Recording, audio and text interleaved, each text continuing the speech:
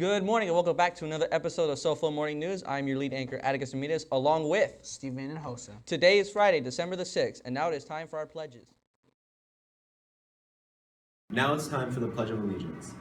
I pledge allegiance to the flag of the United States of America and to the republic for which it stands, one nation, under God, indivisible, with liberty and justice for all. Now it's time for the Texas Pledge. Honor the Texas flag. I pledge allegiance to the Texas, one state, under God, one and indivisible. Now it's time for the OWL Pledge. I will succeed in school with wisdom and with knowledge. I'll give 100%. I will go to college. I'll do whatever it takes, just like my parents do. I'll sweat the small stuff, just like my teachers do. I'll give no excuses each and every day. I'll close the achievement gap, working hard in every way. With my team and family, I give my OWL Pledge. I will succeed in school with wisdom and knowledge. Go Owls! Hoot hoot! Now it's time for the moment of silence.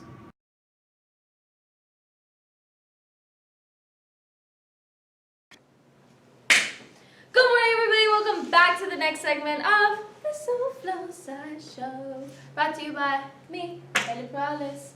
Unfortunately, co-host Albert Martinez is not here. Okay, so fun fact of the day. So, did you know that the giant panda, this cute baby right here, spends around 55% of its life collecting, preparing, and eating bamboo? So this is pretty much what it does for 55% of its life, which is a lot. Next, we have plant disease resistance, which is the topic of the day. Okay, first we have the defense mechanism. So plants have these cool things called defense mechanisms, which is what they use to defend themselves. So there's three types of defense mechanisms. You have avoidance, resistance, and tolerance. Now these three are very important to plants, and some plants have one of these, some have two, most of them usually just have one. Now, starting with avoidance. Avoidance is mainly active against animal parasites. So plants usually have the avoidance defense mechanism when there are animal parasites. So there's different types of avoidance mechanisms. So you have the volatile repellents, mimicry, and the morphological feature. So like butterflies, they have this cool thing, some of them, where they use their beautiful, beautiful wings to create some sort of eyes, big eyes, that scare off the creature that is trying to eat them, which is pretty cool if you are interested in butterflies. So they usually do operate before the interaction, so butterflies usually tend to know when there is a predator coming, and then they will activate their wings. Next, you have resistance. So there's two types of resistance. You have genetics of resistance and systemic acquired resistance. So genetics of resistance is an in-gene for gene interaction between plants and their pathogens. So this would be a disease plant.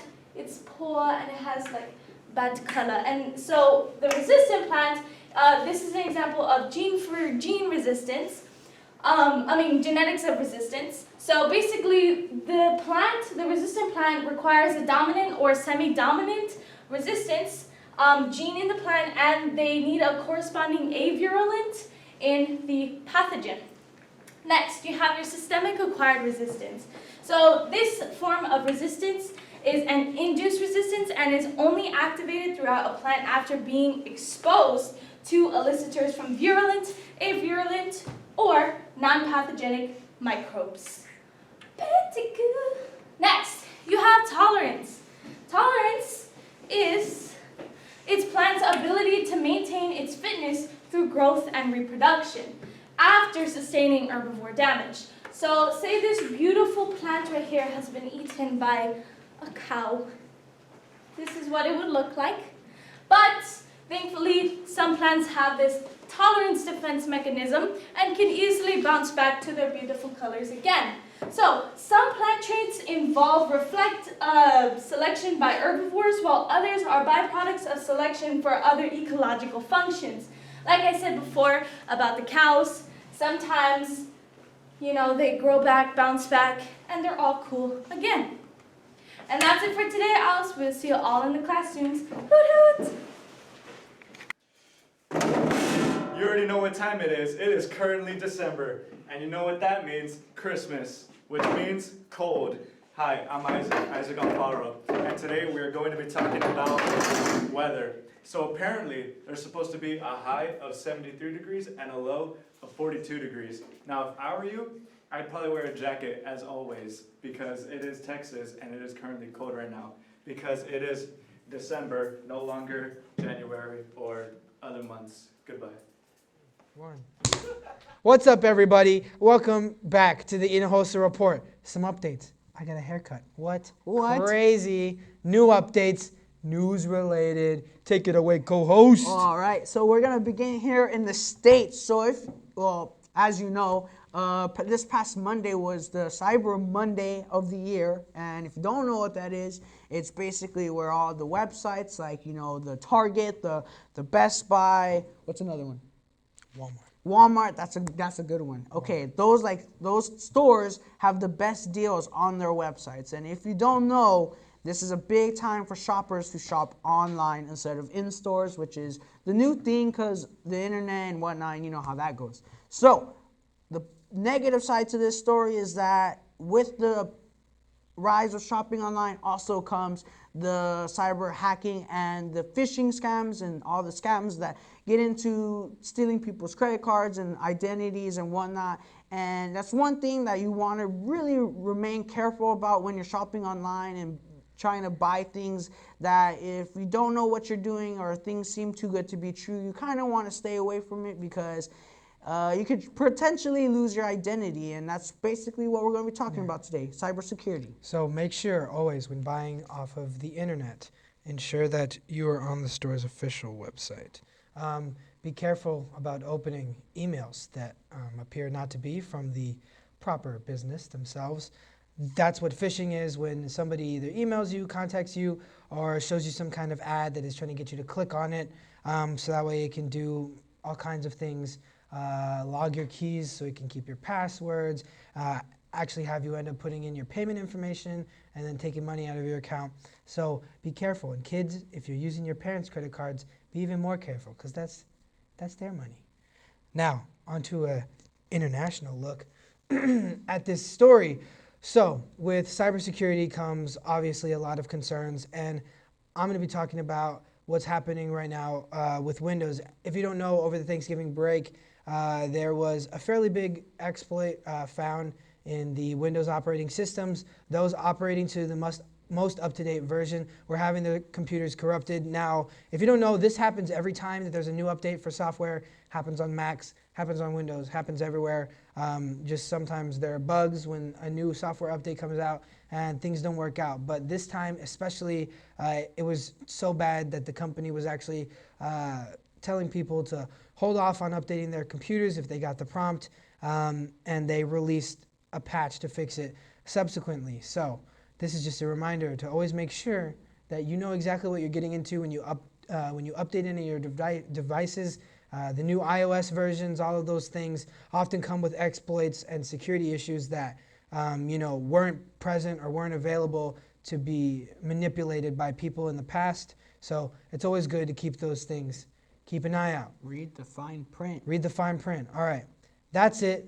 This was your PSA version of the Hinojosa Report. We'll see you next time. I'm Nathan Hinojosa, signing off.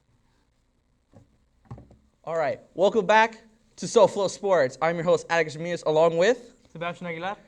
It's been a long week. It's been a long month since we've actually recorded an episode, but we are here and we're going to talk about the NBA standings right now, the NFL playoff standings right now. So let's just get into it. Right now in the Eastern Conference, the teams in the playoff hunt in the standings 1 through 8 are the Bucks, the Heat, the Raptors, the Celtics, the 76ers, the Pacers, the Nets, and the Magic. As of right now, the powerhouse of the East are continuing to be the Bucks, followed by the Heat. These are two top teams. I feel like with Bucks, they're going to make it to the playoffs 100%. And they're leading by last year's MVP and for sure candidate of this MVP, Giannis. And do you think these top 5 slots will ever change? They'll ever change? The Heat are a very young team led by a veteran in Jimmy Butler. However, I believe that the Raptors' leadership in Kyle Lowry and Pascal Siakam will top them at the end of the season. As well as, I do not believe that the Magic will be able to remain in the A spot due to injuries and due to sudden loss of games. Yeah. I also like to point out 76ers. What do you think about them too? Because I feel like these 76ers are going to make it probably to number 4 or number 3. The 76ers have a starting lineup of 5 possible All-Star candidates. And as of right now, are only standing in 5th place of the Eastern Conference. As of right now, I would call that a disappointment. However, I do see them getting at least top 3 in the standings in the Eastern Conference. All right. And now let's move on to the Western Conference. The Western Conference was shaken up a lot by July of free agency, with not only the top 5 teams being Lakers, Clippers, Nuggets, Mavericks, and Rockets, but also new improvements within lower teams like the Jazz, Timberwolves, and the Suns have pushed them to the 6, 7, 8 spot. For Lakers, obviously we could talk about it all day between the partnership between LeBron and Anthony Davis. LeBron literally got almost everything he wanted for free agency in July, and his team is killing it right now with Danny Green, with Anthony Davis, and LeBron, but also with some role players like Dwight Howard, who's having almost a comeback of his lifetime. And then also we have Clippers with Kawhi and PG-13, and Kawhi, of course, just like last year with the Raptors, he's leading his team mostly to a record of 16-6, which is impressive. But also, the Mavericks, too, are the biggest surprise for me because they did some silent moves that no one really paid attention to, like with Luka. They also got Steph. They got, Seth, his brother, and then they also got Porzingis, which that was the biggest rob of the Knicks. So that's what I think for the top 5. As of right now, the biggest surprise of the Western Conference seem to be the Suns. They've gotten off to a hot start. They have Ricky Rubio, Devin Booker, DeAndre Ayton as of right now suspended, but he will be coming back.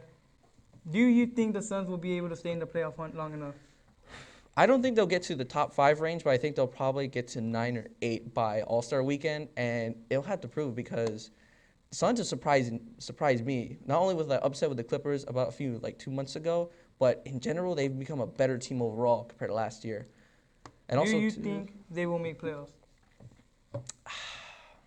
I'm gonna go with no. I don't think they're gonna make it that far this season, but I feel like next season might be a much better season for them to make playoffs. Also, too, biggest surprise as well, Rockets are 5th. I expect them to be at least maybe 4th above Mavericks due to the duo that they have. After receiving Russell Westbrook, I believe that the Rockets were going to be a top 3 seed in the Western Conference easily. As of right now, they are standing in the 5th and just recently lost to the Spurs in a double overtime, which I saw that game, and that was incredible. I believe so. And that is all for SoFlo Sports. I'm Atticus Ramirez. And this is Sebastian Aguilar. See you. Peace. And now it is time for announcements. Athletics. Today, both boys basketball teams will have away games at KIPP. JV will be at 6:30, and varsity will be at 8 o'clock. Also, athletic donations. Athletic is asking for donations of 50-plus pounds of Skittles, M&Ms, and Sweetheart Minis. You can donate to Coach Minchata at room 105 from 7 to 7:30 in the morning. All right, yearbooks. Today is your last day to get your yearbook on sale for only $30. After today, they will be $40 from here on out. So it's best you pay for it today or you will pay the $10 extra. Angel Bins Shoe Fundraiser.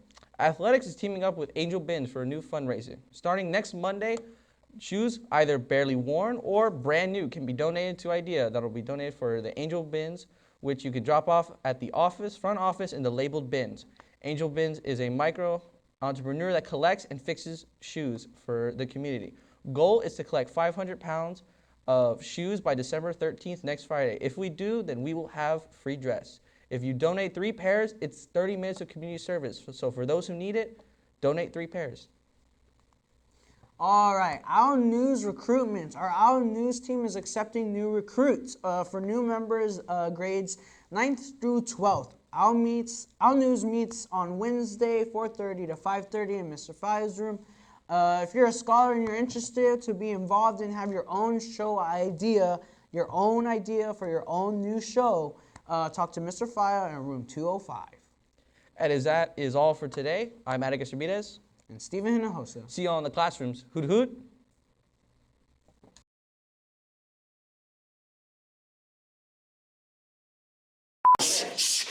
shh.